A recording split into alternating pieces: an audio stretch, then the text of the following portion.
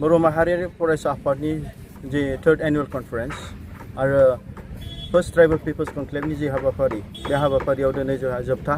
बेवहाय जोंहा दिनै अपेन सेसन एबा गेवलां मेल दङ बेवहाय जों हाबाफारि बादियै दिनै जोंनि बे गोथार फिरफिलाखौ जों उरायहोबाय आरो बेजों लोगोसे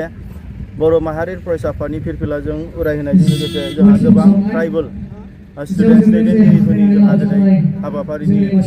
फ्लेगखौ उरायहोबाय आरो बेवहाय गोथार फिरफिलाखौ दैखांनानै जोंनि BoNSUनि एबा ट्राइबल जोंनि फरायसाफोरनि खौसेथिनि देंखोखौ दिनै रोजाबनानै आरो बेजों लोगोसे जोबनायाव जोंहा जोंनि मुंख्लंफोरनो मान बावनानै दिनै बिथांमोननि सेक्रिफाइस आरो बिथांमोननि